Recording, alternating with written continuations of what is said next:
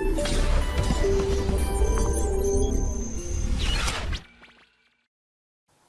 अभी तक कार्य के बारे में बात कर रहे थे, अब ऊर्जा बात करेंगे, मतलब एनर्जी के बारे में बात करेंगे। तो वर्क का काम हो गया, अब एनर्जी की बात करेंगे। ठीक है, तो एनर्जी का कंसेप्ट शुरू करते हैं। एनर्जी, ठीक है, सबसे पहला जो एनर्जी है वो है काइनेटिक एनर्जी। पहले काइनेटिक एनर्जी के बारे में पढ़ेंगे। काइनेटिक एनर्जी का मतलब है गतिज ऊर्जा। गतिज ऊर्जा, गतिज ऊर्जा, ठीक है। अब ये गतिज ऊर्जा क्या होता है? किसी भी वस्तु में अगर गति है, मोशन है, मूवमेंट है, वो चल रहा है, तो मोशन के कारण, गति के कारण उस वस्तु में जो ऊर्जा होगी उसे कहेंगे गतिज ऊर्जा। ठीक है, तो what is kinetic energy? It is the energy due to motion. ठीक है, मतलब किसी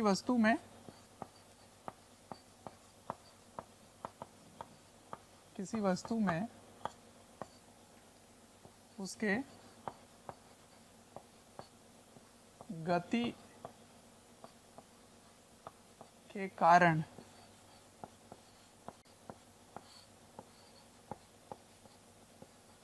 जो ऊर्जा होती है वह गतिज ऊर्जा कहलाती है।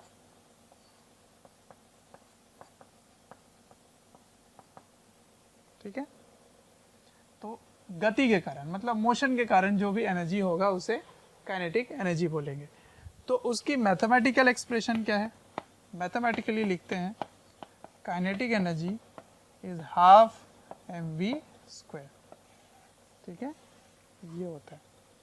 अब इसमें कुछ महत्वपूर्ण बातें उसको समझना है। v का मतलब है स्पीड, है ना, मतलब चाल, वेग नहीं है, चाल है। ऐसा क्यों? क्योंकि ये खुद ही क्या है, एक स्केलर है। स्केलर है, इसका मतलब ये क्या है, अदिश, है ना, अदिश है। तो ये भी अदिश होना चाहिए। और ये इसके मैग्नीट्यूड की बात हो रही है, मतलब वेलोसिटी के मैग्नीट्यूड की बात हो रही है ना, इसके परिमाण की बात हो रही है। ठीक है, तो समझते हैं कि अगर आपको सदिश यानी कि वेग दिया जाए, अगर वेग वेलोसिटी दे दिया जाए, तब आप कैसे काइनेटिक एनर्जी निकालेंगे। तो काइनेटिक एनर्जी को लिखने का दूसरा तरीका भी आपको पता होना चाहिए। उसको लिखेंगे half m v vector dot with v vector. ठीक है, तो वेलोसिटी को अपने ही वेक्टर के साथ डॉट कर दो, तो वो क्या निकल के आ जाएगा? वो निकल के आ जाएगा half m magnitude of v का स्क्वायर। ठीक है, ये होता है काइनेटिक एनर्जी। अब क्योंकि वेग या चाल, वेलोसिटी या स्पीड फ्रेम डिपेंडेंट होता है, कहाँ से आप बैठ के देख रहे हैं उस पर निर्भर करता है, इसीलिए काइनेटिक एनर्जी भी फ्रेम डिपेंडेंट होगा। कहाँ से आप देख रहे हो, है ना, किस तंत्र से देख रहे हो, उस पर निर्भर करेगा उसकी गतिज ऊर्जा। ठीक है, अच्छा, तो ये लिख लो, kinetic energy is frame dependent. Frame dependent, ठीक है। जैसे आप इसको समझ सकते हैं कि यदि ये एक 2 मीटर प्रति सेकंड से यहाँ पर एक 3 kg का कोई ऑब्जेक्ट है ना, तो अगर आप इस पे बैठकर देखेंगे तो इसको ये चलता हुआ नहीं दिखेगा, क्योंकि वो खुद भी चल रहा है ना। तो O1 के लिए और O2 के लिए सेम ऑब्जेक्ट का, सेम वस्तु का अलग अलग गतिज ऊर्जा होगा। तो with respect to O1 kinetic energy क्या बोलेगा, वो जीरो, क्योंकि वो चल ही नहीं रहा। और with respect to O2 kinetic energy क्या बोलेगा, हाफ v स्क्वायर, m क्या है 3, तो half into 3 into v square, v कितना है 2 का स्क्वायर, है ना। तो ये कितना हो गया 4, 4 का आधा 2, 3 2 जा 6 जूल, ठीक है। ये भी इसकी ऐसा यूनिट क्या होगी, जूल होगी। इसकी ऐसा यूनिट क्या लिखोगे, जूल।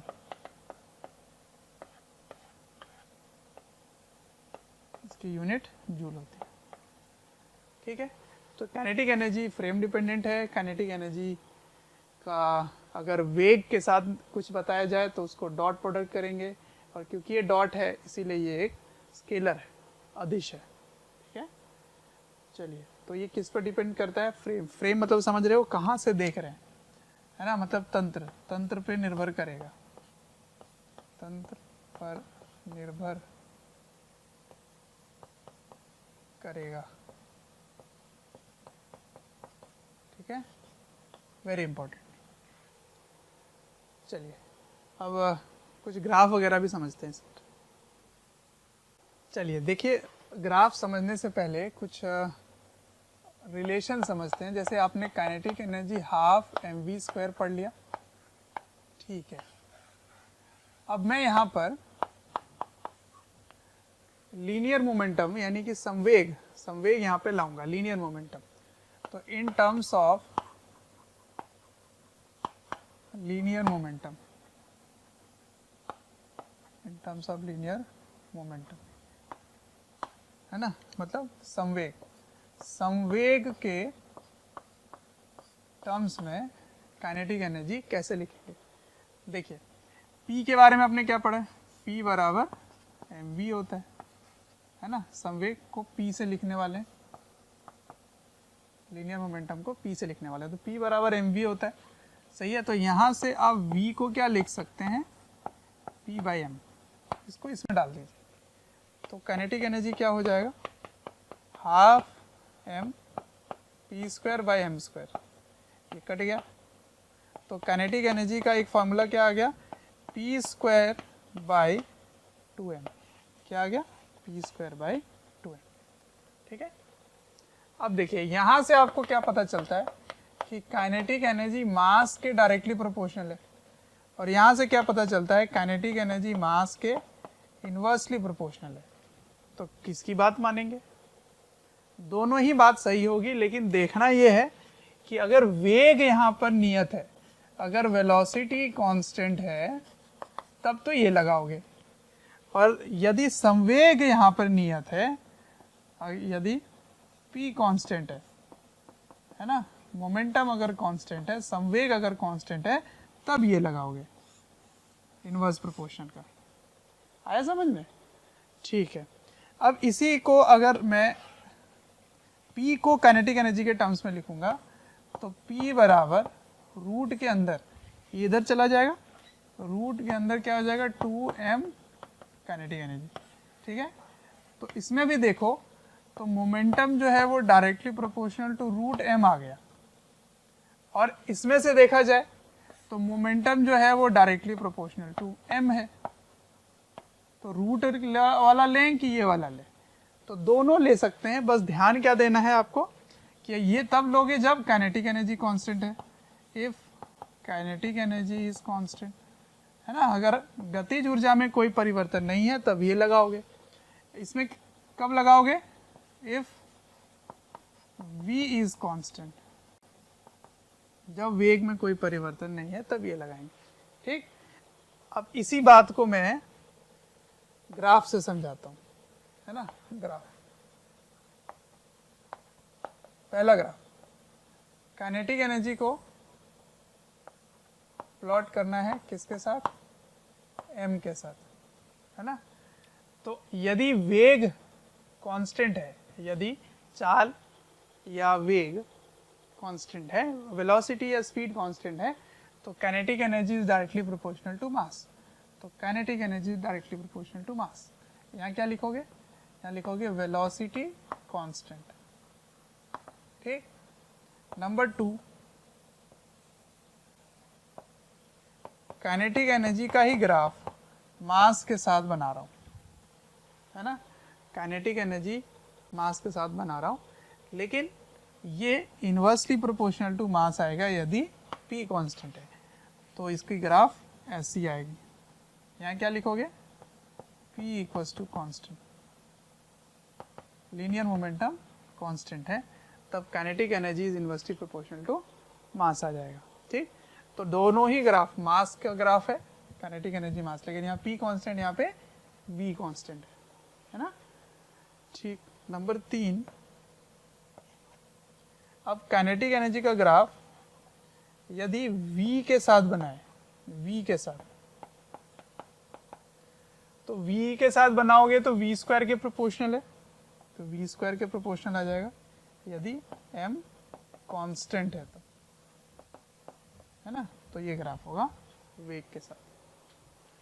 ठीक है, नंबर 4, अगर आप p का ग्राफ बनाए, p का ग्राफ m के साथ बनाए, p का ग्राफ m के साथ, तो ये इस प्रकार का बनेगा यदि काइनेटिक एनर्जी कांस्टेंट है तो, है ना, और डायरेक्टली प्रोपोर्शनल बनेगा यदि वेग कांस्टेंट है तो। आ रहा है समझ? तो नंबर 5 यहीं पर ही बना देता हूँ ऐसे, ये डायरेक्टली प्रोपोर्शनल हो गया p वर्सेस m, यहाँ पे v कांस्टेंट है, तब ये ग्राफ बनेगा। आ रहा है समझ? तो इस प्रकार के सवाल रेशियोज में भी पूछे जा सकते हैं कि मान लीजिए 2 पार्टिकल चल रहे हैं जिनकी मोमेंटम सेम है, तो एक का मास है 40 kg, एक का मास है 60 kg, तो काइनेटिक एनर्जी का रेशियो क्या होगा? तो रेशियो आपका मास के इन्वर्सली प्रोपोर्शनल हो जाएगा, और इसमें यदि वेग समान है दोनों का तो काइनेटिक एनर्जी मास के डायरेक्टली प्रोपोर्शनल हो जाएगा। ठीक है ना। चलिए, तो कुछ इंपॉर्टेंट ग्राफ्स थे जो मैंने यहाँ पे प्लॉट करके दिखा दिए, कभी कभी कंफ्यूजन हो सकता है आपको। ठीक है, चलिए इसको नोट डाउन कर लीजिए फटाफट। तो मैंने आपको बताया कि काइनेटिक एनर्जी निकालने के लिए आप क्या लिखते हैं, हाफ mv²। अगर मैं क्वेश्चन दे दूं आपको कि एक 4 kg का वस्तु है जिसका वेग इस प्रकार दिया गया है, i cap plus 3j cap plus 4k cap. ठीक है, इस तरह से वेग है, आपको इसकी गतिज ऊर्जा ज्ञात करनी है, काइनेटिक एनर्जी कैलकुलेट करना है। तो कैसे करेंगे? सिंपल है, kinetic energy equals to half m magnitude of velocity का स्क्वायर। ठीक, तो मैग्नीट्यूड इसका कैसे निकालेंगे? इसका परिमाण निकालना है, तो ये 4 हो गया यहाँ पर, और इसका क्या निकालोगे? रूट के अंदर, है ना, रूट के अंदर 1 का स्क्वायर प्लस 3 का स्क्वायर प्लस 4 का स्क्वायर। ठीक है, और इसका क्या कर देना है? स्क्वायर कर देना है ना। तो इसका मतलब ये चला जाएगा यहाँ से, तो हाफ इंटू 4 इंटू ये कितना हो गया, 9 1 10, 10 और 16, 10 और 16 26, तो रूट 26 का स्क्वायर 26 हो गया, है ना। 9 1 10, 10 और 16 26, तो इसको काट दो, 26 दूना 52, 52 जूल। ठीक है, तो ये काइनेटिक एनर्जी है 52 जूल।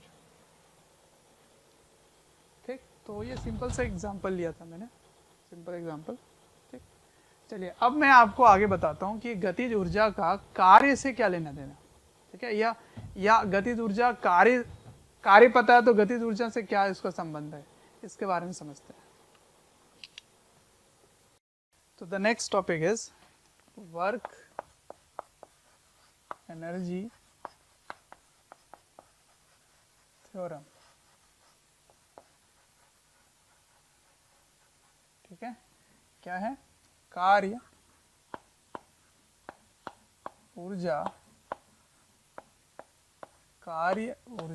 प्रमेय।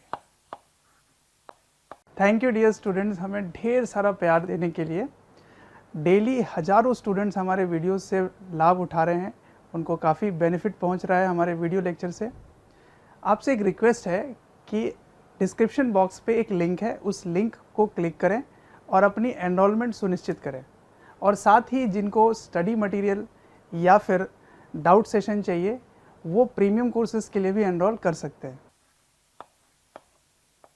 ठीक है, तो कार्य और ऊर्जा के बीच में एक प्रमेय है, एक थ्योरम है। क्या है? तो कहता है कि work done bye all the forces, जितने भी बल लग रहे हैं किसी भी निकाय पर, किसी भी वस्तु पर, किसी भी ऑब्जेक्ट पर, जितने भी बल लग रहे हैं सारे बल का कार्य निकाल लीजिए आप और जोड़ लीजिए। तो सारे कार्य का जो भी कार्य, सारे बल का जो कार्य होगा, सभी फोर्सेस का जो वर्क होगा वो होगा चेंज इन काइनेटिक एनर्जी। मतलब जो गतिज ऊर्जा में बदलाव होगी उसके बराबर होगा कार्य। ठीक, यही है कार्य ऊर्जा का प्रमेय। ठीक, तो work done bye all the forces is change in kinetic energy. अब ये प्रूव कर लेते हैं, तो इसका प्रूफ देखिए। तो कार्य के बारे में आपने क्या पढ़ा? वो होता है integration F dot D S, यही होता है ना। एफ को क्या लिख सकते हैं? एफ को लिख सकते हैं m d v by d t. ठीक है, d v by d t into d s, सही है ना। तो डी एस को क्या लिखोगे? इंटू मतलब यही डॉट ही चल रहा है, तो D S by d T को क्या लिखोगे? D S by d T मतलब ये तो वेग होता है, v होता है ना। तो इसको v लिख सकते हैं, m कांस्टेंट है तो इसको बाहर ले लेंगे, तो इसको लिख रहे हैं m कांस्टेंट बाहर चला गया, v dv हो गया, है ना। अच्छा, अब आप इसकी लिमिट कहाँ से लगाएंगे? क्योंकि dv है तो प्रारंभिक वेग u है, इनिशियल वेलोसिटी u है, फाइनल वेलोसिटी v है, अंतिम वेग v है। ठीक, अब v dv का इंटीग्रेशन क्या होता है? v dv का इंटीग्रेशन होता है v स्क्वायर बाई 2, और इसकी लिमिट ऐसे लगाएंगे u से v तक। ये हाफ बाहर आ गया तो हाफ m, एक बार v रखोगे v स्क्वायर, है ना, minus half m u square. अरे ये तो गतिज ऊर्जा का सूत्र है ना। ये फाइनल काइनेटिक एनर्जी है, इनिशियल काइनेटिक एनर्जी है, ये इनिशियल काइनेटिक एनर्जी। तो इसको क्या लिखोगे? Kinetic energy final, kinetic energy initial.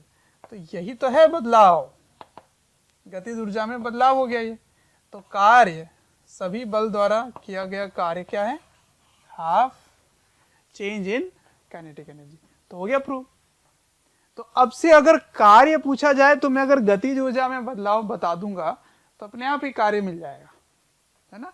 तो ये प्रमेय का यही फायदा है कि जब भी आपको कार्य पूछा जाए तो आप गतिज ऊर्जा निकाल के दोनों में बदलाव निकाल लीजिए। ठीक है, तो कुछ क्वेश्चन लेते हैं और इसको समझते हैं कि कितने लाभदायक है, इसको समझेंगे। ठीक, फिर इसके एप्लीकेशन देखेंगे कहाँ कहाँ लगा सकते हैं। ठीक है, नोट डाउन। चलिए देखिए, पहला सवाल है कि यदि किसी वस्तु का द्रव्यमान 2 kg है ना, और उसमें एक बल लगाया F बल लगाने के बाद उसने विस्थापन x इस प्रकार प्रोड्यूस किया है, जो कि है 2t minus T square plus T cube. ठीक है, इस प्रकार से विस्थापन प्रोड्यूस हुआ। आपने बल लगाया किसी वस्तु, 2 kg के वस्तु में बल लगा के विस्थापन ये प्रोड्यूस किया। ठीक है, आपसे पूछा जा रहा है कि find the work done by F। ठीक है, फ्रॉम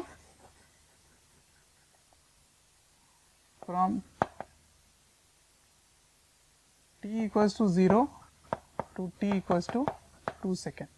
या मैं ऐसे भी पूछ सकता था, पहले 2 सेकेंड में कितना कार्य किया इसने, इस बल ने पहले 2 सेकेंड में कितना कार्य किया, इस फोर्स ने फर्स्ट 2 सेकेंड में कितना वर्क किया। तो मैंने 0 to 2 सेकेंड लिख दिया। आप 0 नहीं भी लिख सकता हूँ मैं, फर्स्ट, इसको ऐसे भी लिख सकता था, फर्स्ट 2 सेकेंड, ठीक है ना। पहले 2 सेकेंड में कितना कार्य हुआ। तो देखिए अगर आप इसको अपने पुराने नियम से करते तो सबसे पहले आपको बल निकालना पड़ता, F बराबर ma होता है, और A कैसे निकालते, इसको 2 बार डिफ्रेंशिएट करते, है ना, तब निकल के आता है। एक बार डिफ्रेंशिएट करोगे तो वेग आएगा, फिर एक बार और डिफ्रेंशिएट करोगे तो त्वरण आएगा, ठीक।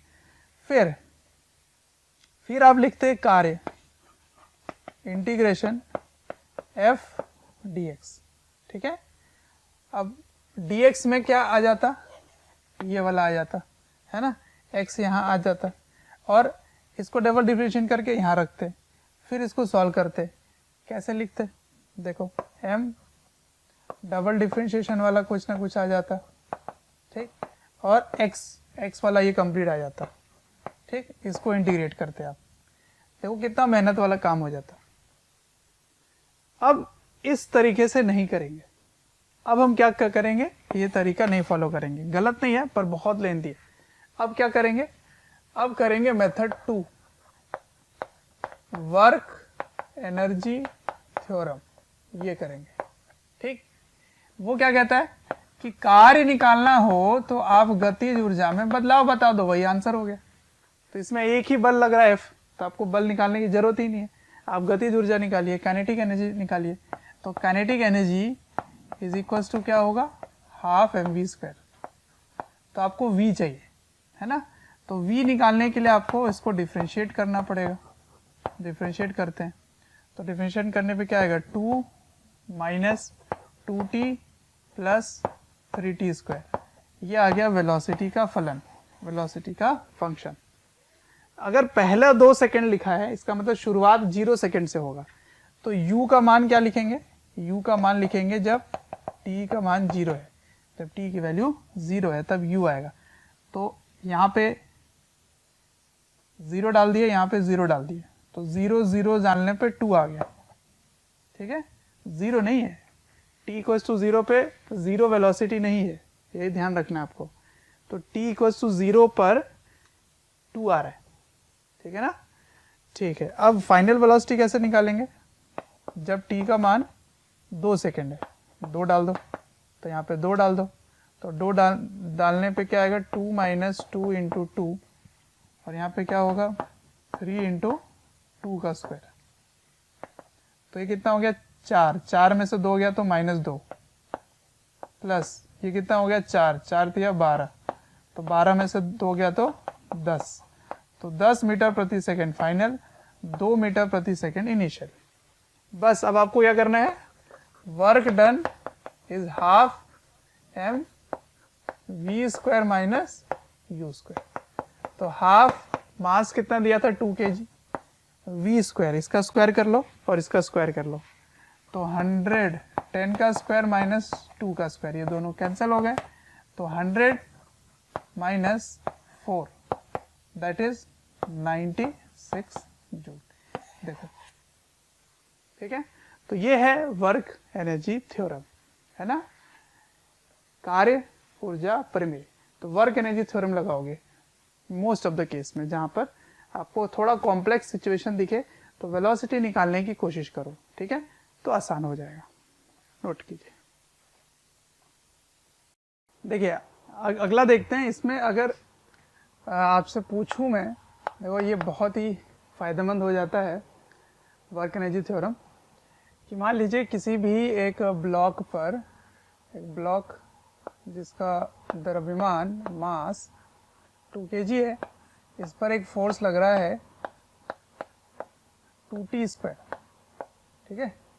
अब जो बल है, जो फोर्स है, वो समय का फंक्शन है, समय का फलन है, ठीक। तो आपको कार्य ज्ञात करना है, इसके द्वारा किया गया कार्य, F द्वारा किया गया कार्य, F द्वारा किया गया कार्य यदि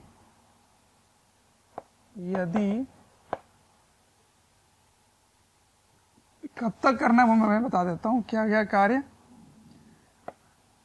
t बराबर 2 सेकंड तक यदि t बराबर 0 पर, ये विरामावस्था में था, है ना, विरामावस्था मतलब u0 है ना, और हाँ बस यही है, t बराबर 0 पे u0 है। तो इसके द्वारा किया गया कार्य बताना आपको, ठीक है। अब सुनो, अगर आप इसको सॉल्व करें, है ना, वर्क डन, तो इंटीग्रेट करोगे आप, तो इंटीग्रेशन ऑफ f dx होता है ना, क्योंकि ये सीधी रेखा में ही चल रहा है, ये सवाल में दिया हुआ है, सीधी रेखा में है, तो बल इधर ही है, x के डायरेक्शन में ही है और x के डायरेक्शन में वो चल रहा है, इसका मतलब cos थीटा में थीटा 0 डिग्री है, ठीक है। ये मैं लेके चल रहा हूँ क्योंकि इसकी बिल्कुल सीधी रेखा में चल रहा है। तो अगर f की वैल्यू यहाँ रख दो 2t² इंटू dx, अब ये इंटीग्रेट ही नहीं होगा, कैसे करोगे इंटीग्रेट, है ना, ये t का फलन है, ये x का होना चाहिए था। तो अभी तक जो भी अपन करते थे उसमें जो भी फंक्शन होता था फोर्स का, वो x का फंक्शन होता था, पोजीशन का होता था, डिस्प्लेसमेंट का होता था, तब उसको आराम से डिफ्रेंशिएट कर देते थे, इंटीग्रेट कर लेते थे, सॉरी। तो अब इसको नहीं कर पाओगे, तो इसको करने का हमारे पास एक मेथड तो ये है कि इसको टाइम से ऊपर नीचे मल्टीप्लाई डिवाइड कर दो, है ना, इधर dt इधर dt, ऊपर नीचे आपने कर दिया। अब ये dx बाई dt को क्या लिख सकते हैं, dx बाई dt को v लिख सकते हैं, ठीक है। तो ये क्या बन गया, 2t² into v into dt, ये बन गया, ठीक, 2 कांस्टेंट है, बाहर ले लिया। अब v आ जाने से क्या फायदा हो गया सर, इससे कौन सी बड़ी बात हो गई है, इंटीग्रेट थोड़ी कर पा रहा है। तो अब आप v निकाल सकते हो इसके दिए गए वैल्यू से, वेग निकाल सकते हो, वेग। तो t बराबर 0 पर अब आपको वेग का फलन चाहिए, मतलब वेलोसिटी का फंक्शन चाहिए टाइम के साथ। अगर वेलोसिटी का फंक्शन टाइम के साथ आ गया तो इसको यहाँ रख दोगे तो इंटीग्रेट हो सकता है। तो वेलोसिटी का फंक्शन क्या होगा, v इक्वल्स टू, v ऐसे नहीं लिख सकते, a इक्वल्स टू लिख सकते हैं f बाय m, लिख सकते हैं, है ना। जो त्वरण है, जो एक्सेलरेशन है, वो फोर्स बाय मास होगा, है ना, बल बटा द्रव्यमान।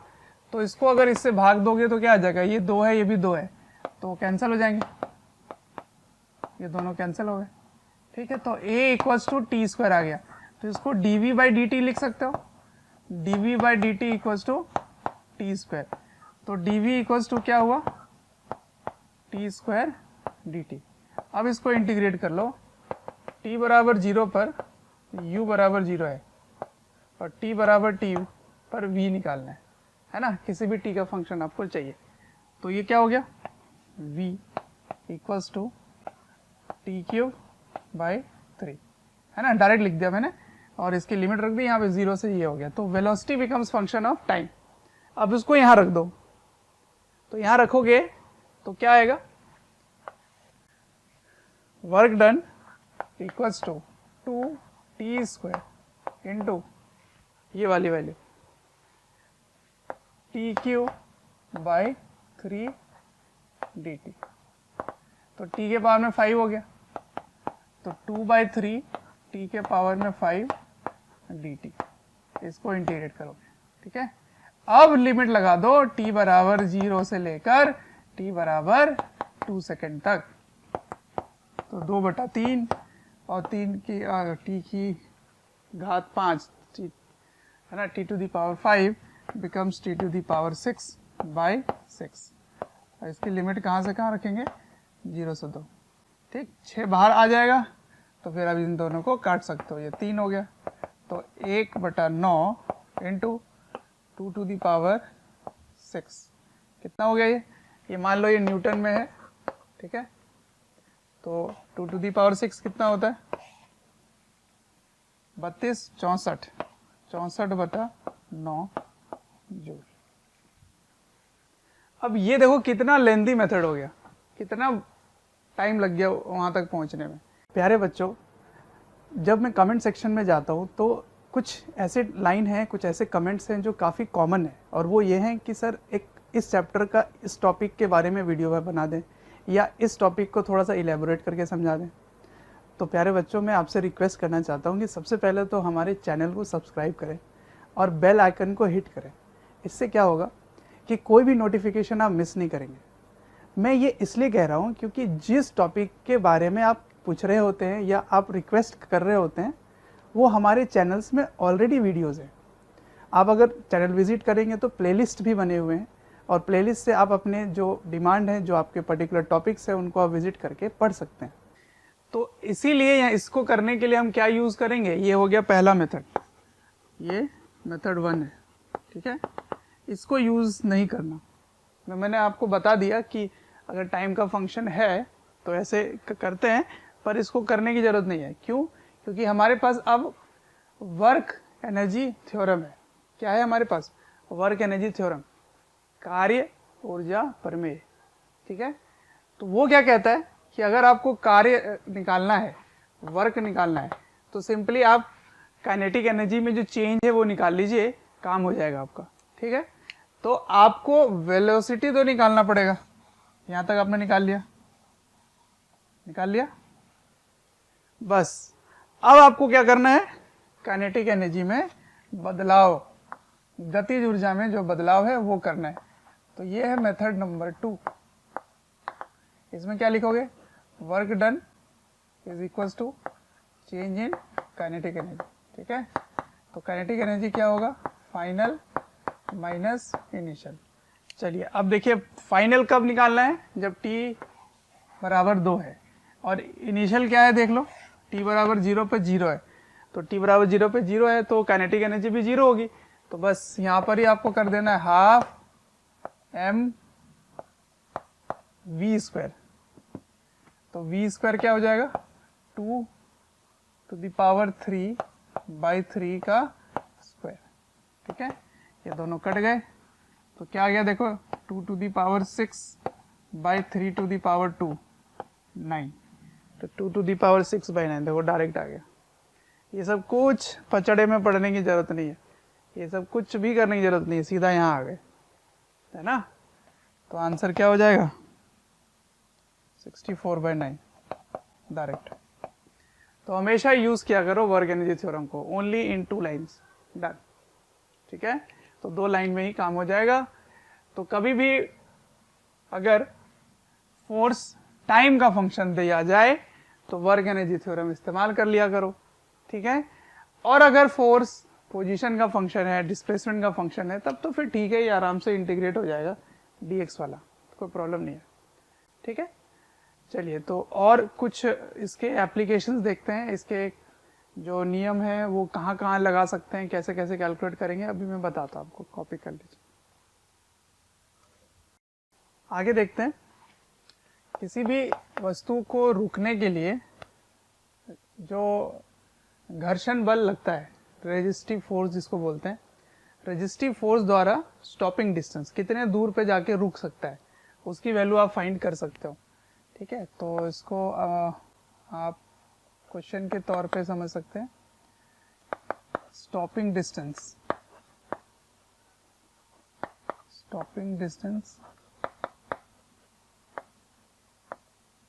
Due to resistive force. Resistive मतलब वही घर्षण बल जैसा, ठीक है। केवल फ्रिक्शन ही नहीं, हर जगह जहाँ पे रोक के कोई रेजिस्टिव मतलब जिसको रोकने की कोशिश करे उसको बोलते हैं रेजिस्टिव, ठीक है। देखिए, अगर आप एक ऑब्जेक्ट है m मास का, उसको आपने u वेलोसिटी से फेंक दिया, ठीक है, यहाँ से, तो पूरे टाइम इसमें फ्रिक्शन लग रहा है या कोई भी रेजिस्टिव फोर्स लग रहा है, और कुछ दूर में आकर ये यहाँ पर रुक गया, ठीक है। यहाँ पे इसकी वेलोसिटी 0 हो गई। तो आपको बताना है कि कितने दूर जाकर, ये डिस्टेंस s लिख लेते हैं, कितने दूर जाकर ये रुकेगी अगर इसमें रेजिस्टिव फोर्स F लग रहा है। ये F कुछ भी हो सकता है, फ्रिक्शन भी हो सकता है, घर्षण हो सकता है, या कोई और भी हो सकता है जो उसको बल लगा रहा हो इसके वेग के विपरीत दिशा में। जब भी वेलोसिटी के ऑपोजिट फोर्स लगता है तो उसको रिटार्ड करता है, मंदन होता है, रिटार्डेशन होती है, ठीक है ना। मंदन होने होते होगा, इसकी वेग कम होगी और एक समय आकर वो रुक जाएगा, ठीक है। तो कैसे निकालेंगे इसको, देखिए। तो इसके लिए आप क्या करो, वर्क एनर्जी थ्योरम लगाओ। Work done is equal to change in kinetic energy. तो किसके द्वारा वर्क होगा यहाँ पे, देखिए यहाँ पे तो mg लग रहा है और यहाँ पे नॉर्मल, तो इन दोनों तो हमेशा विस्थापन के लंबवत है, परपेंडिकुलर है। तो परपेंडिकुलर होने से ना mg का वर्क होगा ना नॉर्मल से का वर्क होगा, ठीक है। किसका वर्क होगा, केवल f का वर्क होगा। तो कैसे निकालेंगे, f s cos theta, cos कितना है 180 डिग्री, ठीक है ना। और चेंज इन काइनेटिक एनर्जी क्या होगा, final kinetic energy 0, initial kinetic energy half mu², ठीक है। cos 180 की वैल्यू क्या, -1, तो यहाँ माइनस आ जाएगा, तो minus f s equals to minus half mu²। तो देखो यहाँ से s आ गया आराम से, ठीक है ना। तो s क्या होगा, s होगा हाफ mu² बाई f, ठीक है। तो इसको आप सीधा फॉर्मूले की तरह यूज कर सकते हैं। स्पेशल केस अगर f जो है वो फ्रिक्शन है, घर्षण, तो म्यू mg के बराबर है, म्यू mg, क्योंकि n mg के इक्वल है। तो अगर म्यू mg होगा तो यहाँ पे म्यू mg रख देना, तो m और m कैंसिल हो जाएंगे। तब क्या आएगा स्टॉपिंग डिस्टेंस, देखिए m और m कैंसिल, चलो लिख के दिखा देता हूँ, 2 म्यू mg, m कैंसिल, तो आंसर क्या आया, u² बाई 2 म्यू g, ठीक है ना। ये हो जाएगा स्टॉपिंग डिस्टेंस। आ रहा है समझ। तो ऐसे आप ही निकाल सकते हो। कभी भी रुकने की दूरी अगर पूछी जाए कि अगर आप किसी को u वेग से फेंकते हो कितने दूर में जाके रुकता है, वर्क एनर्जी थ्योरम लगा दो, ठीक है। चलिए नेक्स्ट एक और एग्जांपल देखते हैं। चलिए नेक्स्ट जो है वो एक बड़ा ही कॉमन सा क्वेश्चन है, मिल सकता है आपको, कि मान लीजिए एक प्लैंक है। प्लैंक का मतलब ऐसे एक लकड़ी का टुकड़ा मान लीजिए, या कोई भी ऐसा, जिस लकड़ी का जो टुकड़ा है उसकी जो थिकनेस है, मोटाई, वो ऐसी है, ठीक है। अब इससे आप एक बुलेट, एक गोली यहाँ से यहाँ पे भेजते हैं, मारते हैं, ठीक है। तो वो यहाँ से u वेग से जाता है, और जब इसको छेद करके जब वो निकलेगा, छेद करके, है ना, ऐसे छेद करते हुए निकल गया बाहर, तो बाहर निकलते ही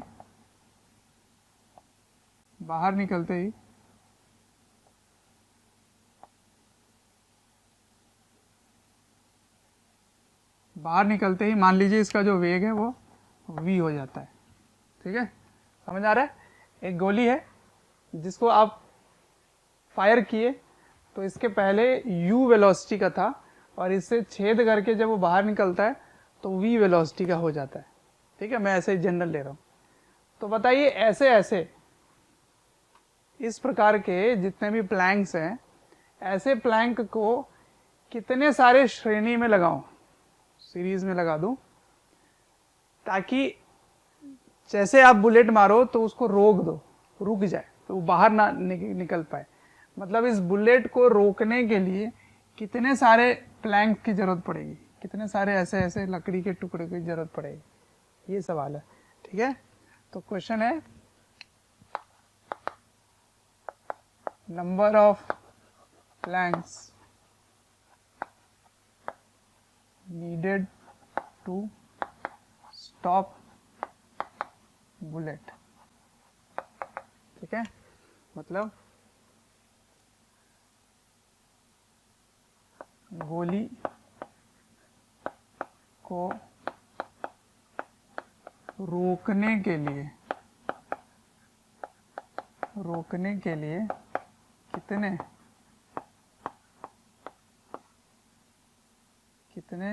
प्लैंक, कितने प्लैंक ही लिख देता हूँ, प्लैंक की जरूरत पड़ेगी। ठीक है, ये सवाल है, कैसे करेंगे इसको। ये जो v है ना, ये मान लीजिए किसी फ्रैक्शन में दिया जाए, ठीक है, मतलब हिस्सा दे दे कि मान लीजिए एक चौथाई वेग खत्म हो जाता है, या एक या 2/4 ही वेग रहता है, या 1/6 रहता है, 1/6 रहता है, 2/3 रहता है, ये सब भी मिल सकता है आपको। तो इसके हिसाब से उसका जो फ्रैक्शन है वो दे सकते हैं, वो है ना, जैसे 2/3 दे सकते हैं, 1/4 दे सकते हैं। चलिए, तो इसको कैसे करेंगे, देखिए ध्यान से।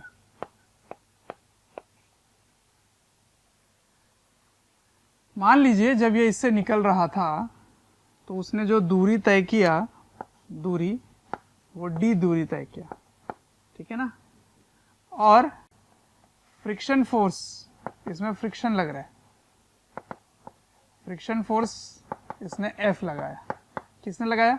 इस प्लैंक ने लगाया, ठीक है, इस प्लैंक ने फ्रिक्शन फोर्स लगाया।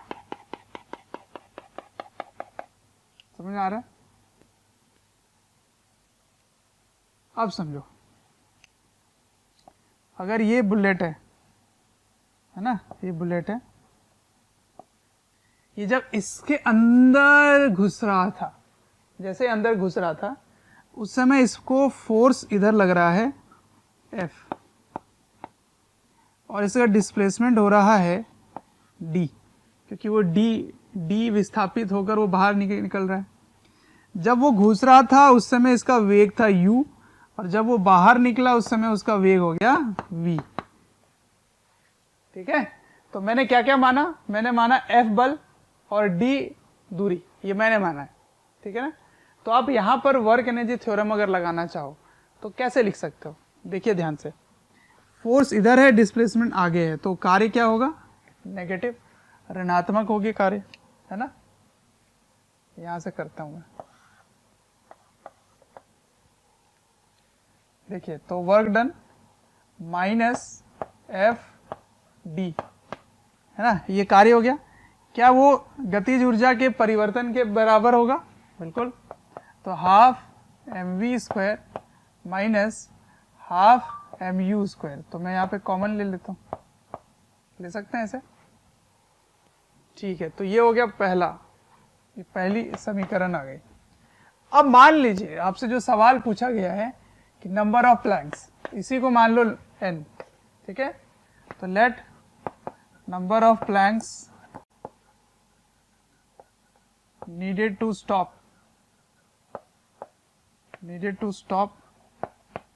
bullet equals to n, ठीक है। मान लीजिए n नंबर ऑफ बुलेट से ये रोकने के लिए, ठीक, n number of planks needed to stop. तो माना मैंने कि n नंबर ऑफ प्लैंक्स चाहिए। अब सुनो, अगर n चाहिए तो आपने क्या किया सो देखना। अब आपने ऐसे ऐसे n लगा दिए, ऐसे ऐसे n लगा दिए, है ना। अब अगर गोली इसके अंदर घुसेगी, इसके अंदर, तो अब उसको दूरी कितना तय करना होगा? ऐसे मान लो, ऐसे डॉट डॉट कर करके ऐसे कर दिया मैंने, तो उसको दूरी कितना तय करना पड़ेगा? कितना तय करना पड़ेगा? तो उसको दूरी तय करना पड़ेगा यहाँ से यहाँ तक, ND, ठीक है ना। तो ND दूरी तय करना पड़ेगा, और पूरे टाइम इस पे घर्षण बल पीछे लग रहा है, और दूरी कितना तय करना है? ND, है ना। तो ये बुलेट है ऐसे, ठीक है, और इस पर फोर्स कितना लग रहा है? पीछे कितना लग रहा है? F, और अब विस्थापन कितना हो रहा है? ND हो रहा है।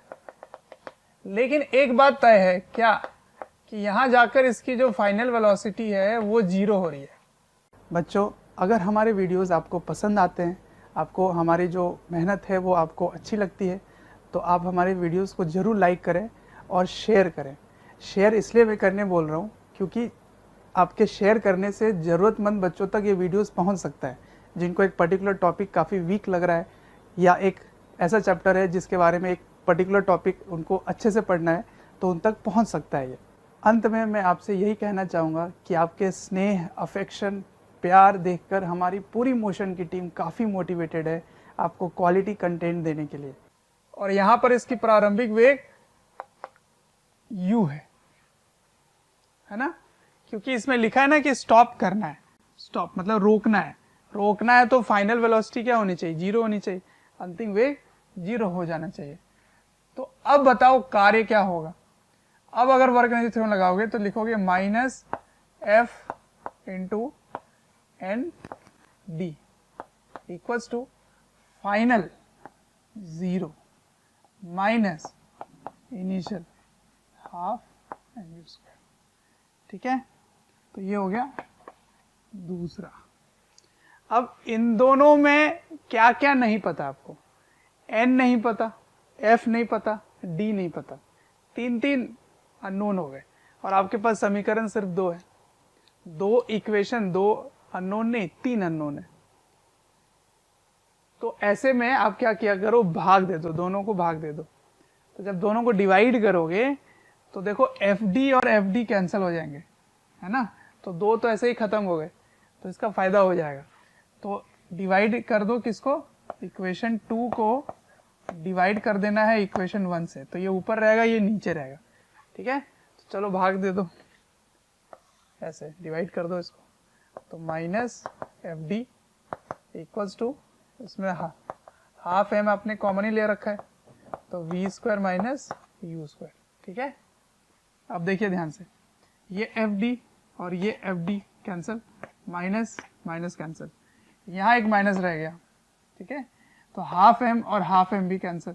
ऊपर क्या रहा देखो ध्यान से, तो n इक्वल्स टू, ये ऊपर है ये नीचे है। ठीक है, और एक माइनस है, इस माइनस को ले जाओ नीचे, तो माइनस को नीचे ले जाओगे तो क्या आ जाएगा?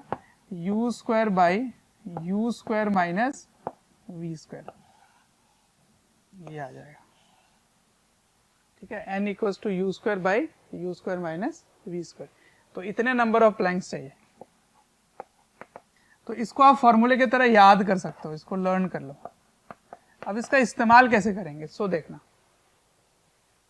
मान लीजिए सवाल में दिया जाए कि जो वेलोसिटी, ये जो बुलेट है वो इससे निकलने के बाद एक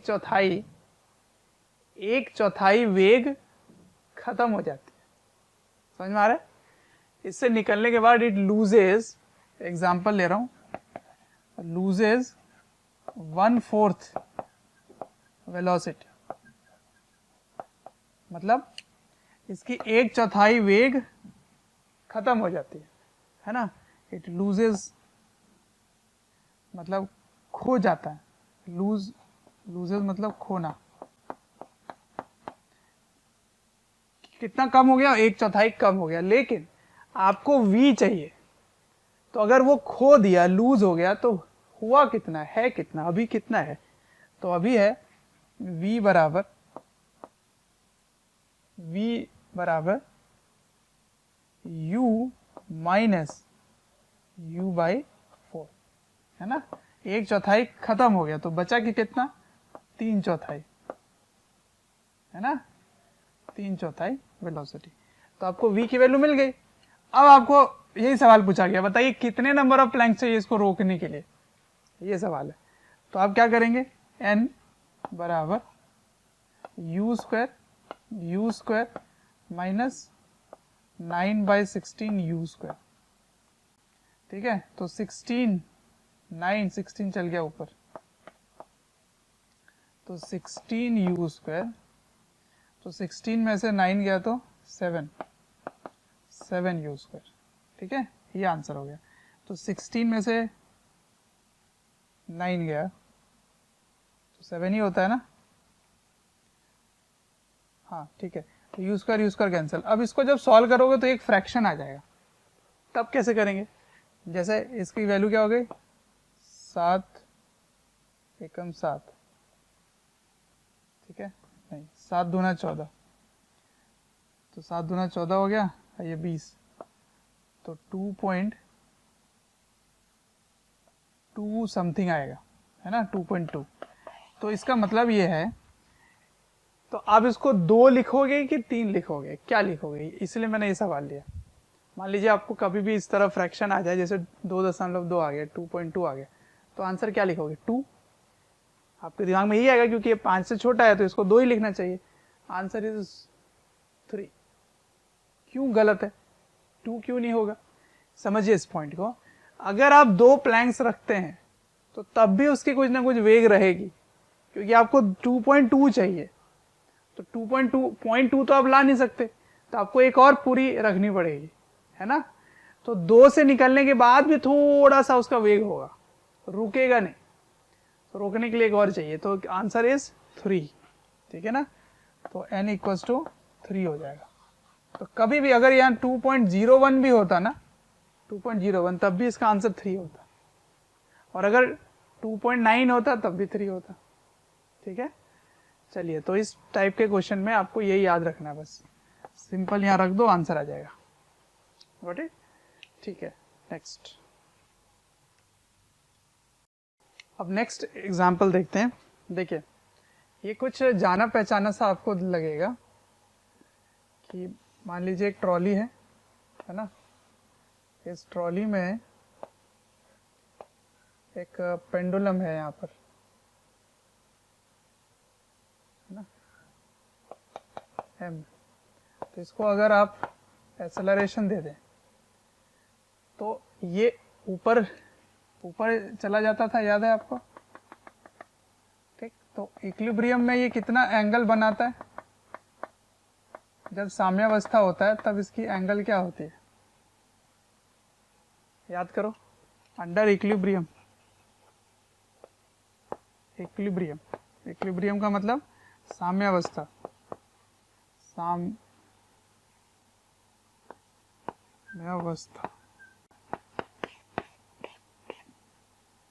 तो साम्यावस्था में क्या होता है, नेट फोर्स 0।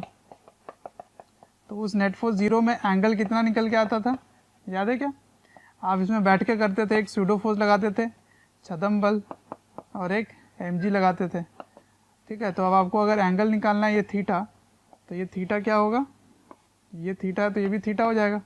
तो इसका tan थीटा क्या लिखोगे, tan थीटा लिखोगे ma/mg, इसका मतलब a/g। तो theta equals to tan inverse a/g, ठीक है। ये कब होगा, अंडर इक्विलिब्रियम। इक्विलिब्रियम में आकर वो यहाँ पे रुक जाएगा, ठीक है ना, ये अंडर इक्विलिब्रियम होगा। लेकिन अब जो मैं क्वेश्चन पूछ रहा हूँ आपसे, वो क्वेश्चन में ये पूछ रहा हूँ कि एकदम से उसको झटके में इस कार्ट को आगे लेके चलते हैं, ये गाड़ी को एकदम झटके में लेके चलते हैं, है ना। तो जब आप झटके में लेके जाओगे एकदम से, तो मैक्सिमम एंगल कितना होगा, अधिकतम कोण क्या होगा, ये पूछा गया आपसे, है ना। अधिकतम कोण अब वो थीटा से ज्यादा होगा, तो वो आपको बताना है कि वो कितना एंगल होगा, अल्फा एंगल मान लेते हैं, ठीक है, अल्फा। तो अल्फा एंगल बताना है, मैक्सिमम एंगल, ठीक है, मैक्सिमम एंगल अल्फा। कब, जब आप एकदम से इसको एक्सेलरेट करोगे, ठीक है। तो मैक्सिमम एंगल क्या होगा वो बताना है। ये मैक्सिमम एंगल का मतलब क्या हुआ, मतलब अधिकतम कोण का क्या मतलब हुआ, अधिकतम कोण, अधिकतम कोण कितना होगा यहाँ से, ये निकालना है। इसका क्या मतलब है, अधिकतम कोण का मतलब है ऐसे कोण पर जहां जाकर ये जो वस्तु है वो रुक जाएगी, मोमेंटरली रुक जाएगी, थोड़े एक छोटे से मोमेंट के लिए रुक जाएगी, ठीक है। जैसे आप इसको फेंकते हो तो बहुत ही छोटे क्षण के लिए वो अधिकतम ऊंचाई पर रुक जाता है, मतलब उसकी वेग 0 हो जाती है ना, अंतिम वेग 0 हो जाएगी। तो प्रारंभिक वेग भी जीरो था, इनिशियल वेलोसिटी भी जीरो था, और फाइनल वेलोसिटी भी जीरो है, अंतिम वेग भी जीरो है। तो बताना है कि ये मैक्सिमम एंगल क्या होगा, ये क्वेश्चन है। ठीक है, अच्छा तो कैसे करें इसको? तो यहाँ आपने फोर्स मेथड से करके इसको बैलेंस करके बता दिया। अब यहाँ पे फोर्स मेथड नहीं लगेगा, ठीक है, फोर्स मेथड नहीं लगेगा तो क्या लगेगा?